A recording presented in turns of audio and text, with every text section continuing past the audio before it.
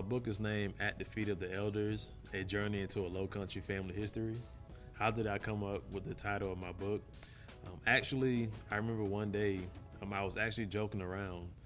It was after work, and this must have been 2019 or 2020. And I was saying, I have so much family history that's so important. I should write a book. And I said, well, if I do write a book, I should call it At the Feet of the Elders. And I was actually joking around that day. But when I did get serious about thinking about writing a book, and I was thinking about the name, and I was like, I remember that day I said I should call it At the Feet of the Elders. And the reason why I came up with that title is because it really represents what happened to me when I was growing up. I was really at the feet of the elders. Whether I was sitting on the porch of my great grandfather, my great great grandfather on my mother's side, they were really pouring into me. And so I like the title because it really captured that essence, of what really went on. What inspired me, basically growing up, I was always around my elders. And I grew up in a big family. My mom's side and my dad's side, it's just a huge family. And when I was growing up, on Sunday, we would go to my great grandparents' house at the church. And many times at these gatherings, basically, my great grandparents would talk about family history. And I remember those conversations. And when I started to research my family, everything that my elders talked about from when I was younger, I was uncovering it in documents. And so everything was so fascinating. I learned I had ancestors that served in the Civil War, the Revolutionary War, and I just felt that, I couldn't keep all of this to myself because I don't think that many people get the opportunity to research their family and to find out that their family played a part in important events that happened in American history. So what aspects that I wanted to include into my book? I really wanted to include in my book everything centered around Africa. That really was my motivation. And so it started off really by me taking several DNA tests, and I wanted to find out where in Africa my family came from. And all of my DNA tests said I was between 96 and 98% African. And when I started to research my family, I was really optimistic. I said I want to trace my ancestors back from South Carolina to Africa. And I did have a rude awakening because many people don't get the opportunity to find records like that. And so you will see in my book that you will see that I'm connecting to Africa, whether it be through shipping records. When my ancestors were first brought from Africa to Charleston, you will see it through naming customs.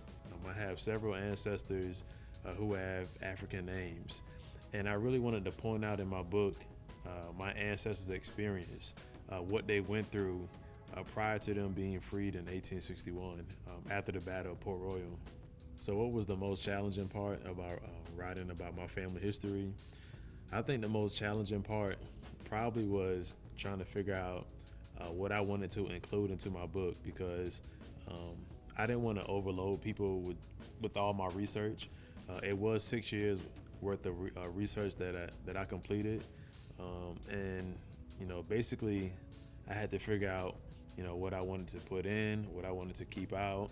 I don't want to bore anyone, but I do want to tell a story. And so because I had done so much research, I basically was trying to figure out which parts do I want to keep in and which parts do I want to take out. So did I find anything new about myself or about the past from writing my book? I did, and what I found out was when you're passionate about something, you actually are able to go through the trials and the hard times more than if you're not really passionate about something.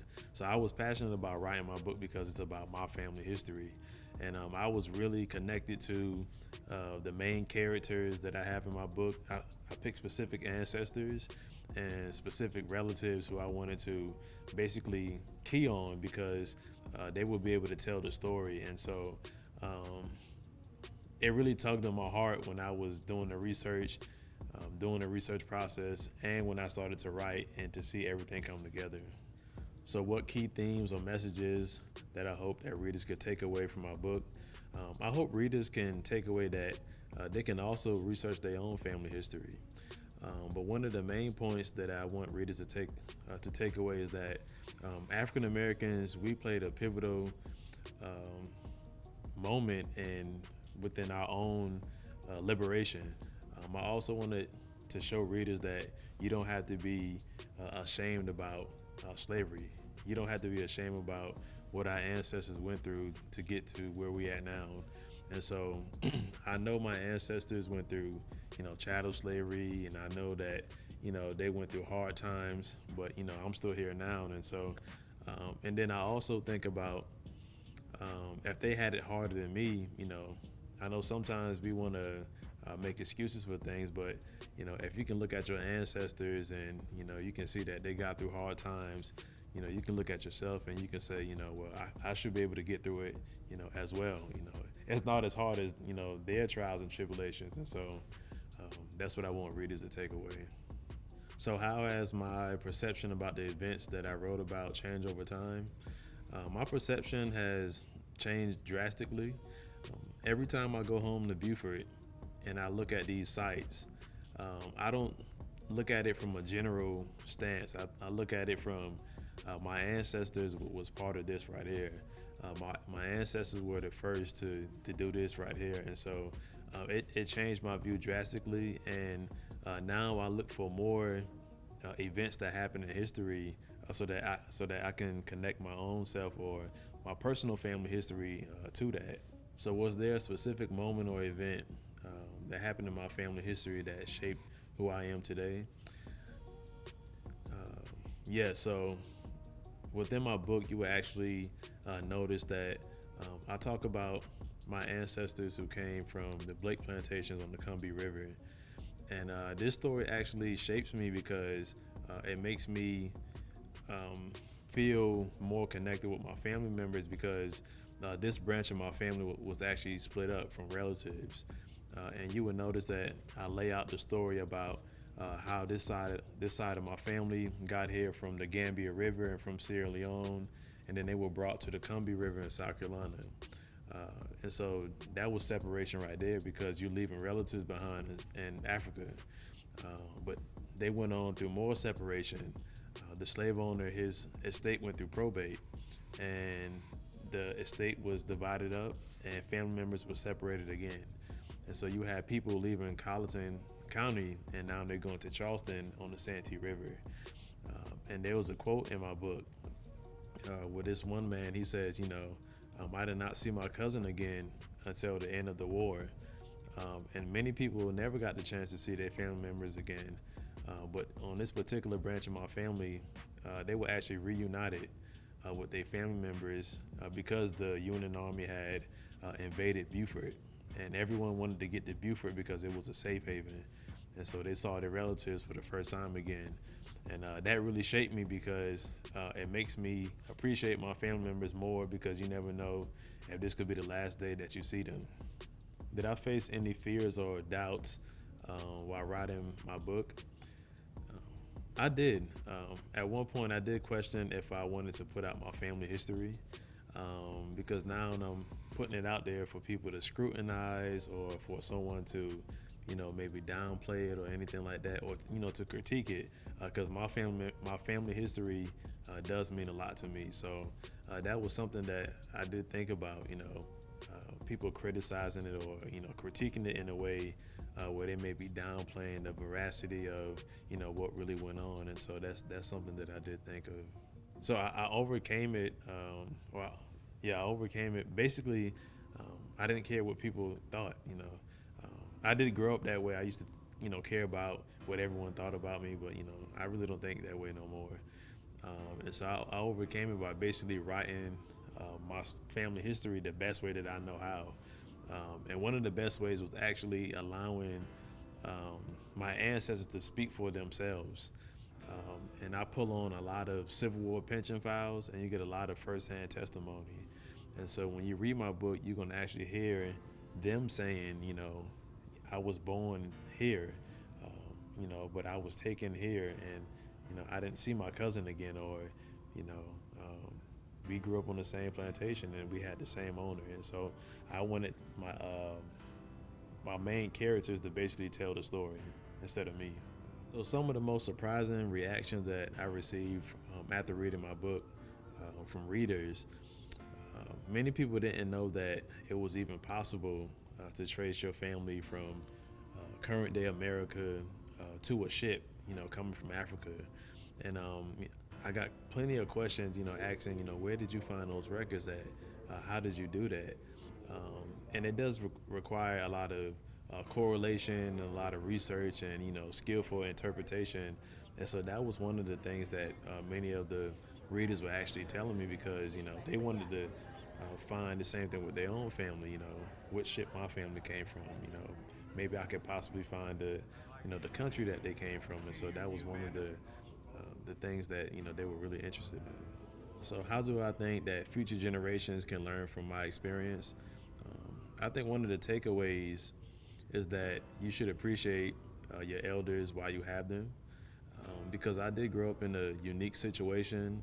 I knew many of my grandparents, just about all, pretty much all of my great grandparents, and one set of great great grandparents.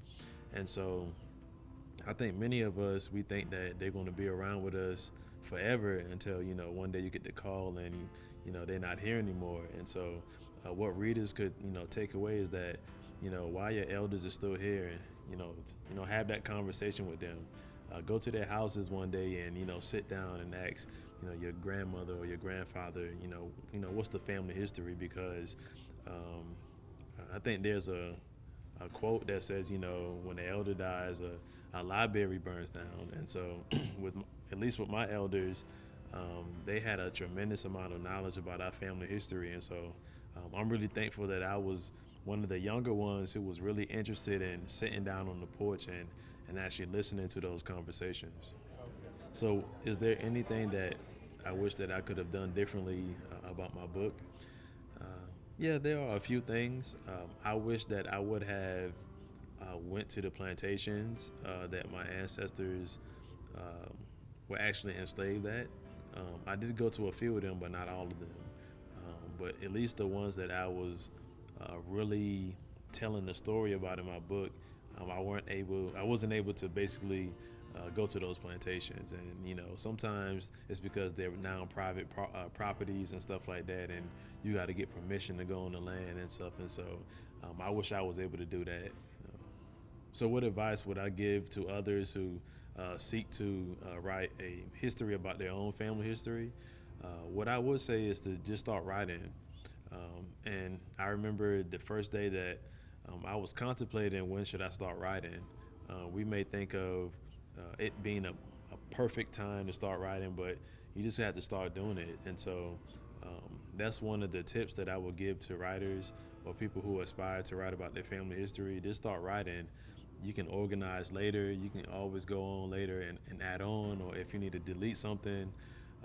But just start writing. And so, and then you also want to find out, how big do you want it? Do you want to do a notebook for your family members? Do you want to do what I did and basically publish a family history for others to also read? And so that's some of the things that you have to ask yourself. How do I feel now that my story is now out to the world? I feel that my story can inspire others to look within their own family histories. Many times when we think of history, we think of it being far removed from us. And so we think of, these different people that we learned about: Frederick Douglass, Harriet Tubman, many of these civil rights activists and people who played an important part in black history.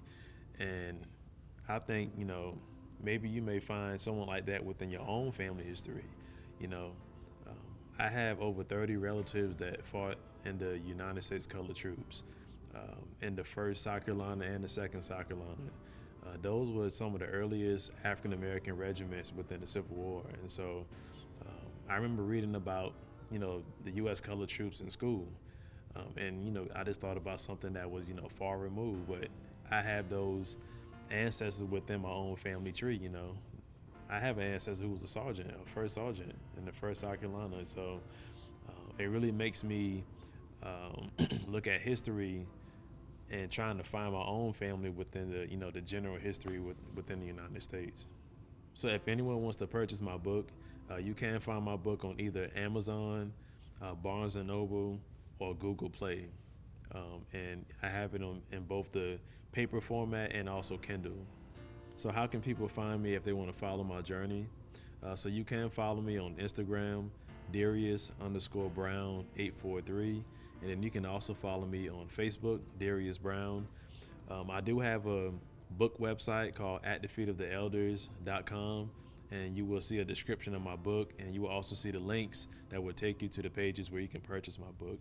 And then I also post updates on my book as well, and the YouTube channel will be coming.